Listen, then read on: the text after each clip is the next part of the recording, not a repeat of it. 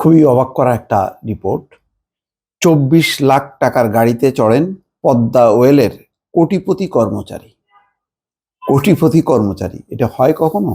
হওয়ার কথা না, কিন্তু এটাই হচ্ছে, এটাই বাস্তবতা। একটা ছবি এই রিপোর্টের শুরুতেই আছে, প্রথম আলোর। দামি গাড়ির সামনে পদ্মা ওয়েল কোম্পানির ৪র্থ শ্রেণীর কর্মচারী নাসির উদ্দিন। এখন কর্মচারী, পিয়ন, অনেকেই কোটিপতি। অনেকেই বলবো না, আসলে কেউ কেউ। সাধারণভাবে তো কর্মচারী বা পিয়ন তাদের সংসারই চলে না। এবং এই জাতীয় মানুষগুলো, যে কেউ কেউ যাদের কথা বলছি, তাদের মধ্যে একজনকে শেখ হাসিনা নিজে দেশ ছেড়ে পালানোর আগে সংবাদ সম্মেলনে তিনি প্রকাশ করে দিয়ে গিয়েছেন। তার নাম হচ্ছে জাহাঙ্গীর আলম, সম্ভবত পুরো নাম। তিনি কি বলছিলেন মনে আছে? ৪০০ কোটি টাকার মালিক তিনি। হেলিকপ্টার ছাড়া চড়েন না, অর্থাৎ তার এলাকায় আসা যাওয়া করেন হেলিকপ্টারে করে, নোয়াখালীতে। এবং হচ্ছে ৪০০ কোটি টাকার মালিক। তো তিনি কি করছেন? তিনি তাকে ওই গণভবনে ঢোকার যেই কার্ড, এটা সিজ করছে। কিন্তু কোথাও পুলিশকে বলেননি, কোথাও বলেননি, কিন্তু বলে দিলেন একটা, মানে আর তুমি গণভবনে ঢুকতে পারবে না। এই হচ্ছে শাস্তি।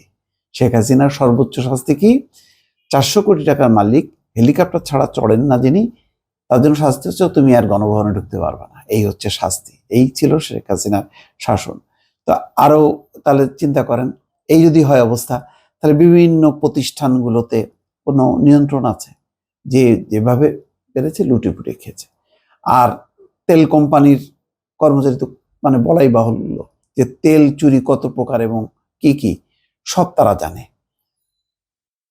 এবং সেভাবেই তারা কোটি কোটি টাকার মালিক হয়েছে, যার জন্য ২৪ লাখ টাকার মূল্যের দামি গাড়িতে চড়েন তিনি, এটা কোনো ব্যাপারই না। সম্পদের মধ্যে রয়েছে কোটি টাকা মূল্যের একটি কমিউনিটি সেন্টার, জমি রয়েছে আরো কয়েক কোটি টাকার। এত সব সম্পদের মালিক ৪র্থ শ্রেণীর কর্মচারী নাসির উদ্দিন।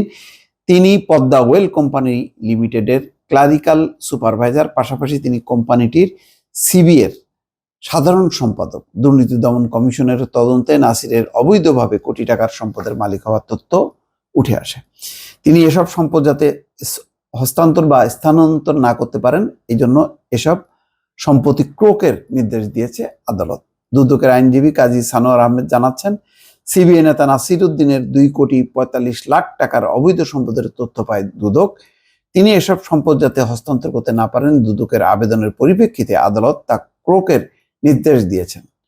আদালতের নির্দেশনা চট্টগ্রাম জেলা রেজিস্ট্রার সহকারী কমিশনার ভূমি আনোয়ারা, বিআরটিএ চট্টগ্রামের পরিচালক সহ সংশ্লিষ্ট ব্যক্তিদের কাছে পাঠানো হয়েছে।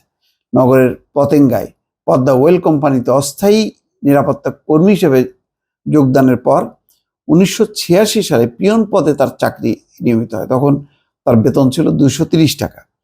২০১৪ সালে ট্যাঙ্ক লরির হেল্পার থেকে চেকার, পরের ৬ মাসের মাথায় সুপারভাইজার হিসেবে পদোন্নতি পান। পাশাপাশি সিবিএর সঙ্গে নিজেকে সম্পৃক্ত করেন নাসির। এরপর আর তাকে পিছনে তাকাতে হয়নি। আর পিছনে তাকানোর দরকার নেই।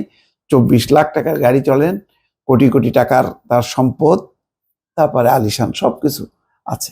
এইভাবেই আমাদের এই তেল কোম্পানিগুলো, বিভিন্ন স্বায়ত্তশাসিত প্রতিষ্ঠানগুলো যদি অনুসন্ধান করা যায়, কর্মচারী থেকে শুরু করে অফিসার, নানা পর্যায়ে কত টাকার যে মালিক, কিভাবে যে মানে প্রতিষ্ঠানগুলো চলছে, আল্লাহ জানে।